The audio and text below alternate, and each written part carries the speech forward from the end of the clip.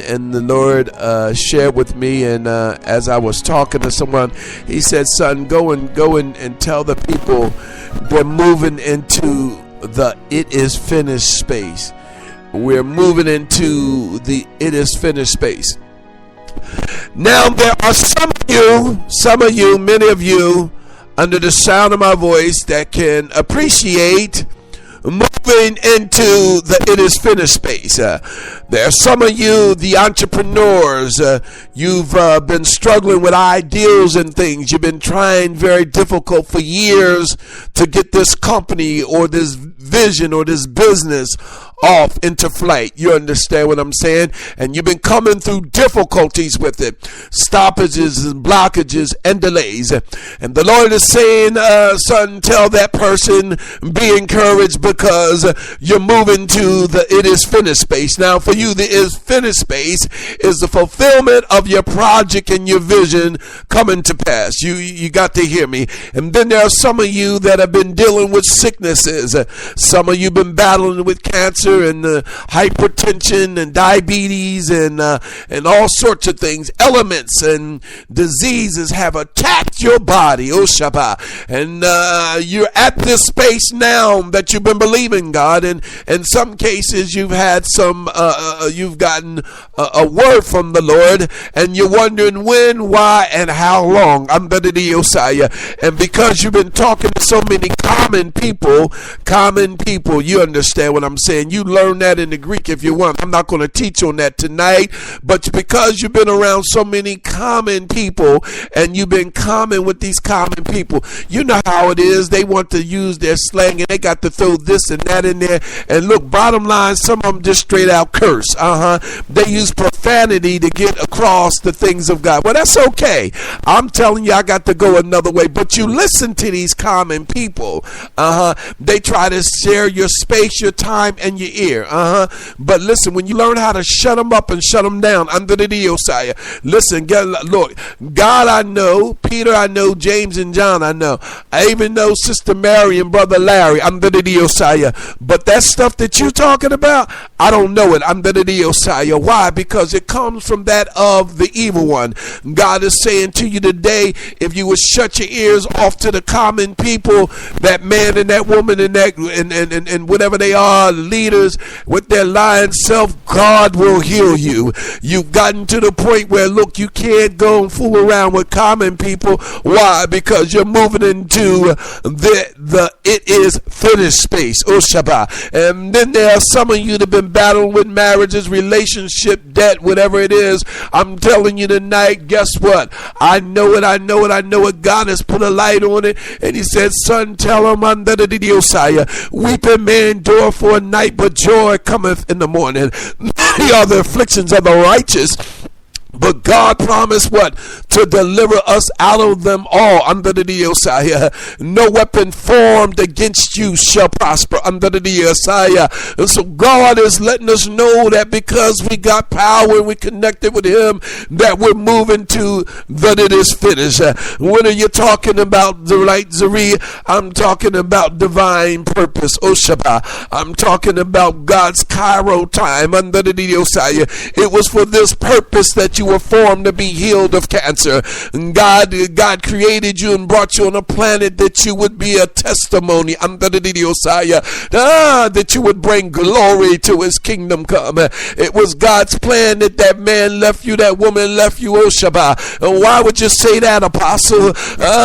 Because you are the example under the Osiah. Many are the afflictions of the righteous, but I dare you to lift your hands up and say, God has under the Osiah, he's restored me again under the Osiah. He's delivered me out of all of them under the Osiah. I don't know nowhere that God left me that he didn't come back and get me, oh Shabbat. Even if he was silent, I knew God was with me under the Osiah. Why, oh Shabbat? I had somebody that had the nerve to tell me it's a new season under the Osiah. Well, guess what? You a new, look, guess what? I'm learning how to be nice with my words, but I could have told him you a new liar under the Osiah. Why? Because I look, let me tell you, I don't know where else I could go other than eternity, other than being in a space called God, having a God experience and God exposing himself to me. Now, they try to trick their words and flip them around. You understand what I'm saying? Because real, when you're dealing with false prophets and false leaders, they don't want to be corrected under the Osiah. But I'll tell you what, you might as well correct them, and guess what? Go another way under the Osiah, because if you follow them, Shabbat, you can only go to the pit of hell. Oh, bless his name. Now, what are you talking about, Zari? I'm telling you right now, tonight, God is saying something very personal. He's saying to us, he says, listen, son, let the people know under the Osiah that this is the space that I'm going to do the will of my Father. Under the Osiah, this is the space that I'm proclaiming to you. I know why I'm here, and you can't stop me here because I'm here to do the will of God. And in the book of hold on, let me read. I'm going to start with you at okay, this microphone play with me a little bit, but I'm gonna still give y'all I'm gonna give y'all this. In the book of John, the Gospel of John 19, I'm going to start at 28. And after this, Jesus, knowing that all things were now accomplished, that the scriptures might be fulfilled, saith, I thirst. Ushaba. And so this is of verse John 19 and 30 was fulfilled, was accomplishment of verse 28. In other words, the it in is finished was the work and the will of the Father, which Jesus came to do, that was now complete. See, you may not like my character, my disposition, or my position on different subjects or topics, titles. That's okay. But because I know that I'm not here to please you, but here to do the will and the work of my Father, Ushaba. So guess what? If God gave me one wife, two wives, if he ain't give me no wife, I'm here to complete the will of my Father under the Osiah. So what you think about me and what they think about you shouldn't really matter, Ushaba. You just want Jehovah to be pleased with you. I'll tell you right now, you listen, I ain't gonna be long, but I know I'm right under the Osiah. And Jesus had always said that he came not to do his own will, but that of his Father. And he had a mission and a work to do directly from God, or Jehovah the Father. And that work led directly to the cross. Remember earlier, Jesus had said in, let's go to that, John 4 and 34. John 4 and 34. And Jesus said unto him, my meat is to do the will of him that sent me, and to finish his work. So guess what? God didn't give you a work to have some make-believe prophet, prophetess, best friend, buddy, whatever, tell you how to do it. Because if God told you to do something, God's going to complete that thing in you.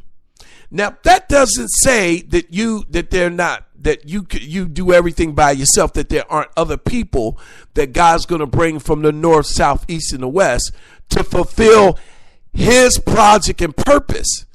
But he's definitely not going to bring the person that is going to bring you against what he told you. See, some people come with drastic changes. They want to know your position on this and that. You want to know why? Because God didn't send them. And look, you have to, some people, you let them figure it out for themselves. Then some people, you just straight out tell them, look, I ain't doing that. God ain't send you. I ain't doing that. There are many people that I've told straight up, I'm not doing that. And what you say and do, I know I'm not doing that. You understand what I'm saying? And so I don't care what you say God told you. I don't care who you listening to. I'm not doing that. And you know what that is? That's called a decision. And you got to learn how to make them. You have to learn how to put things in perspective and people in place. See, because God has called you to a finished work. God did not call you so that you could have an incomplete work, but that of a finished work. And then when Jesus was contemplating what?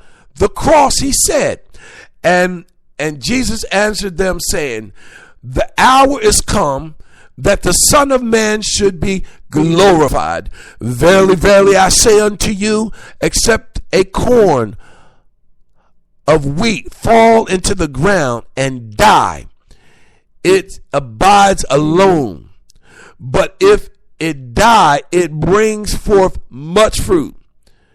Now is my soul troubled, and what shall I say? Father, save me from the hour. But for this cause came I unto this hour. So no matter what Zari is going through right now, no matter what I got to be going through right now, I'm going through it right now because this is the purpose. This is the time that God has called me to.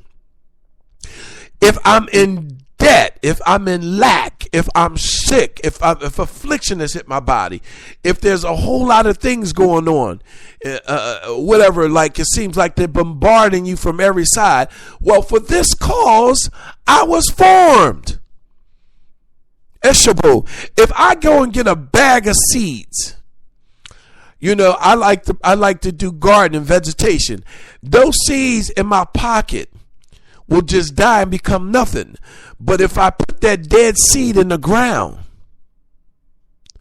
at the right time, it'll bring up a harvest. So just because something has to die to bring something up and much more fruit, I put those seeds in, you know, I can get a whole harvest, a crop. Many people can be fed. And so you have to realize where people and places and things are coming from when they try to speak to you from out of the space called God. See, people on the outside really don't know what's going on in the inside.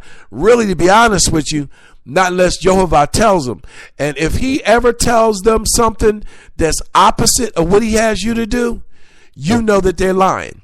So let's say, for instance, if somebody tells you that God told them to call you and ask you for $1,000, and you know you only got $50 in your bank account, you know that they lied. You know that somewhere along the line, all the pressure that they're going through or whatever it is going on in their life has caused them to be just making up stuff.